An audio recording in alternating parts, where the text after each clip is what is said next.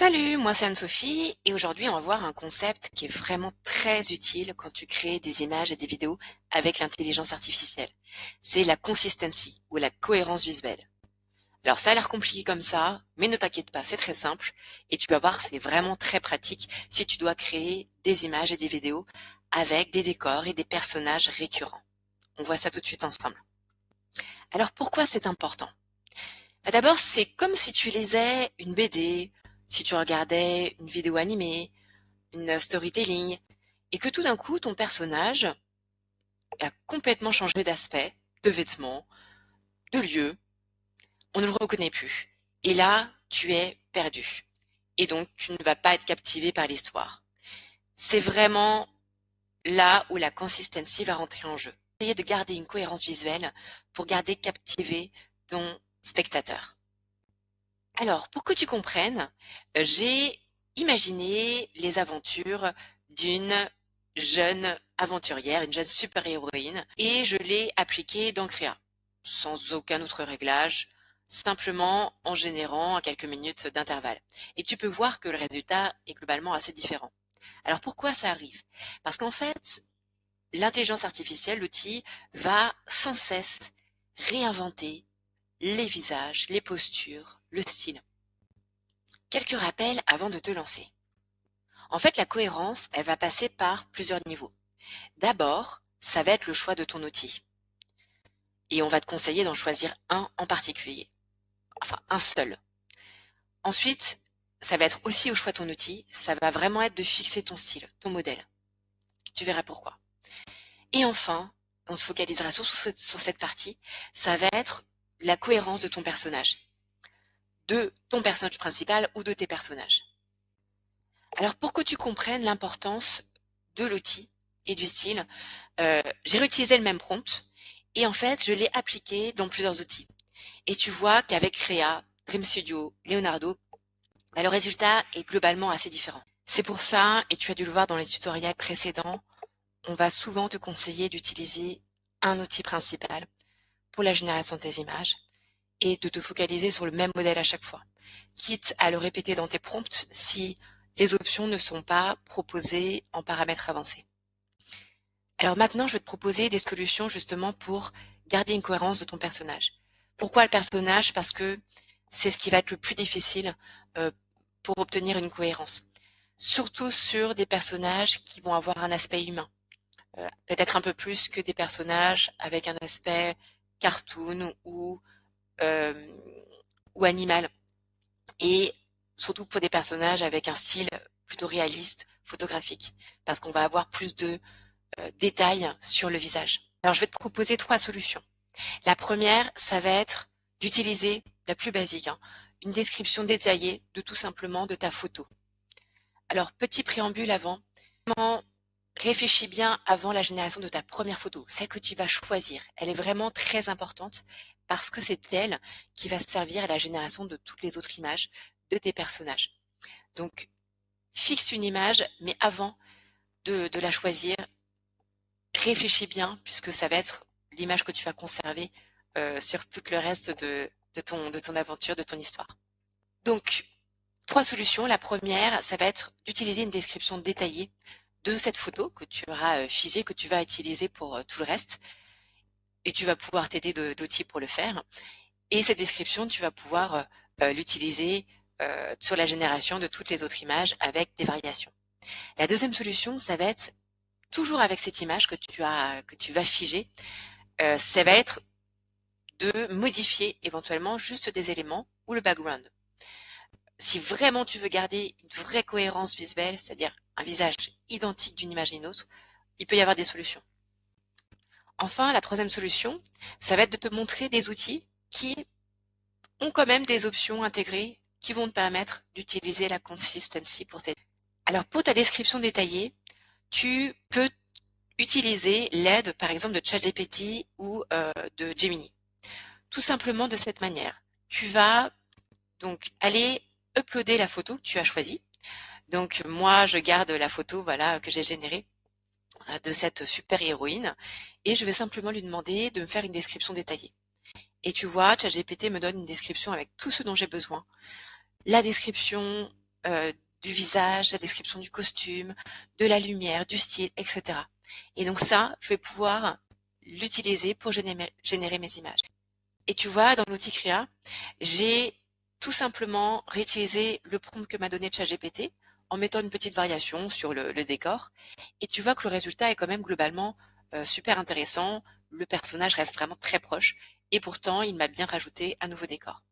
Et ça, c'est sans avoir utilisé d'options de consistency ou d'autres réglages. Alors, petit focus sur le seed. Qu'est-ce que c'est le seed? Tu as peut-être dû l'observer dans certains outils. En fait, le seed, c'est un nombre, un algorithme, soit qui va être généré automatiquement par l'outil ou que tu vas pouvoir fixer et qui va te permettre en fait de figer les paramètres de prompt, de modèle, de dimension, de style lorsque tu génères tes images. Imaginons, tu génères 4 images en même temps. Si tu figes le seed, ça va te permettre vraiment d'avoir des propositions super proches dans ces quatre images. À l'inverse, si tu n'as pas de seed, il va te proposer des variations de ces 4 images, tout en suivant ton prompt, mais des propositions assez différentes. Donc à toi de voir ce qui peut être intéressant. Donc par exemple dans ImageFX de Google, où j'ai verrouillé le seed, là tu peux voir que parmi les 4 photos générées, les propositions sont relativement très proches. La deuxième proposition, ça va être d'aller modifier l'image en retirant le background et puis en proposant un nouveau background, mais en essayant de garder Exage. Pour ça, tu peux t'aider d'un outil qui s'appelle Dream Studio et qui va te proposer d'aller retirer en fait tout simplement le background de ta photo. Alors je te montre tout de suite à quoi ça ressemble.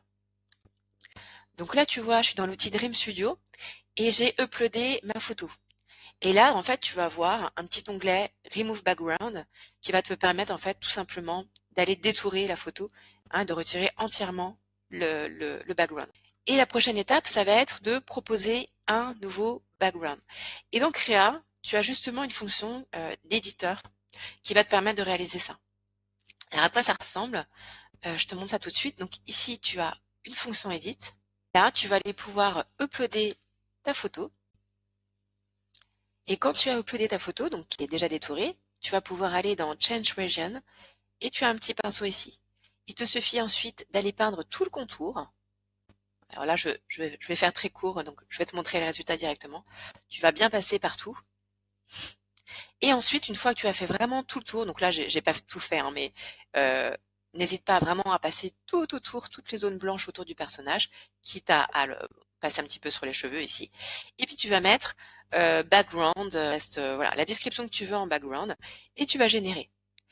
Et ça va te permettre d'aller remplacer tout simplement le background, et ça te donne ce résultat qui est assez satisfaisant. Donc voilà, c'est un petit peu de bidouillage, mais ça peut être utile pour vraiment, sur certains plans dans ton histoire, si tu veux garder exactement le même visage.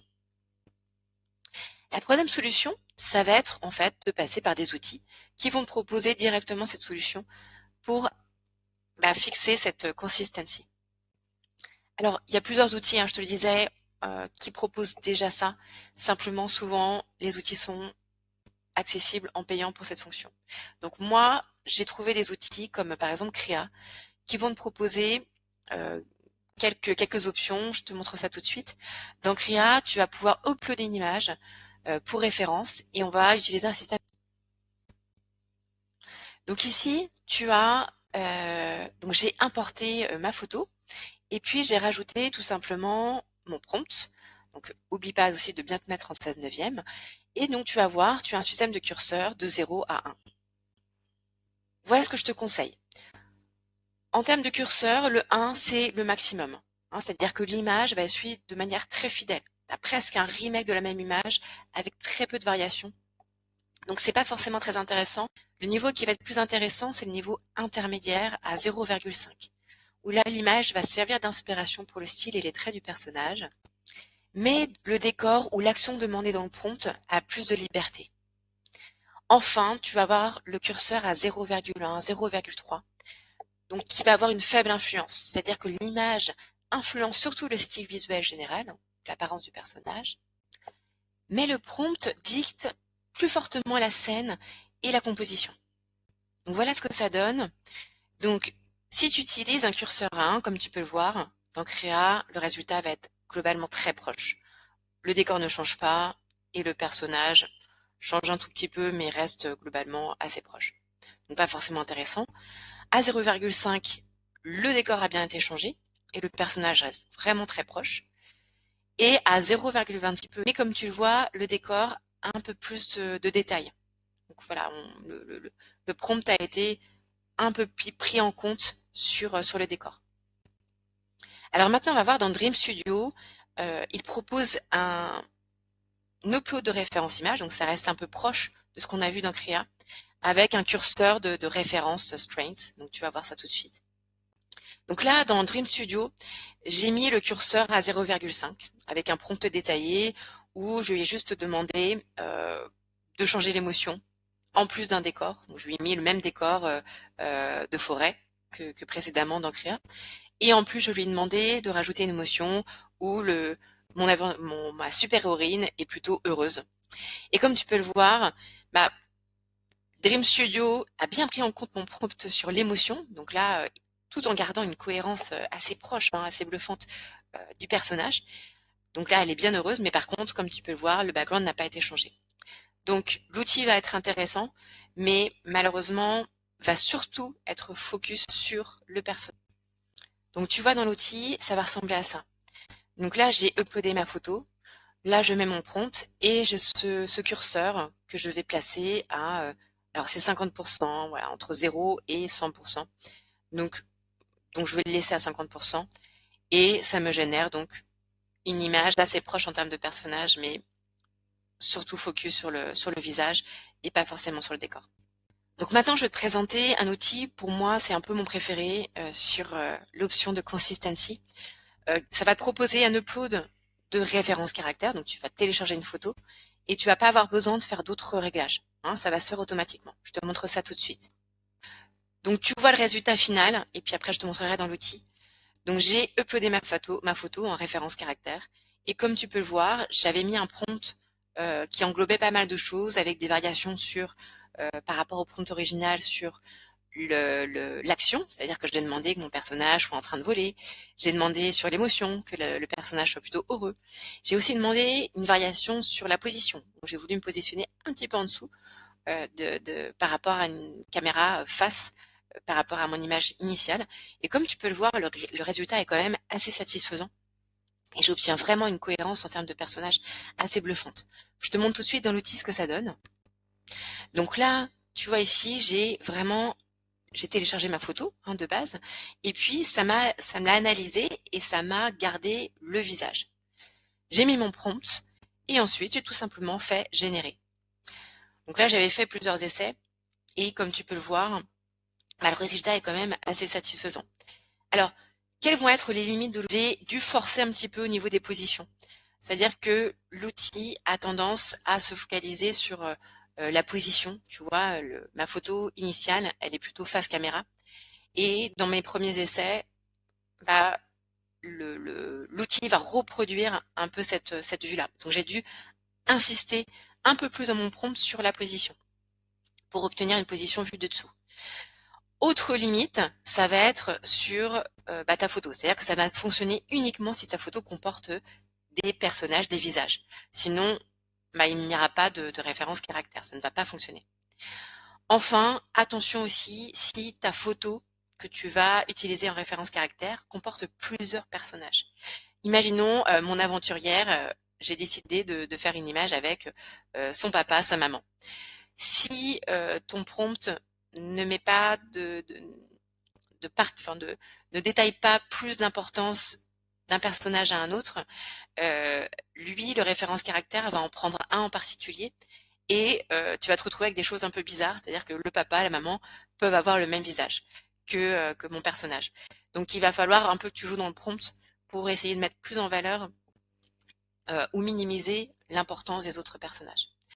Enfin, la dernière limite, ça va être que forcément, si tu veux générer des plans avec euh, des personnages différents, il va falloir bien sûr que tu supprimes d'abord ton référence caractère et tu re-uploads une photo où tu auras tes autres personnages. Sinon, ça va conserver ton personnage principal. Donc oublie pas de bien effacer ici et de re-uploader une autre photo si tu veux faire générer d'autres types d'images. Voilà, et bien écoute, j'espère que ce tutoriel t'aura bien aidé et que tu auras compris l'importance de la consistency pour captiver le spectateur. Maintenant, c'est à toi de jouer. Bon courage!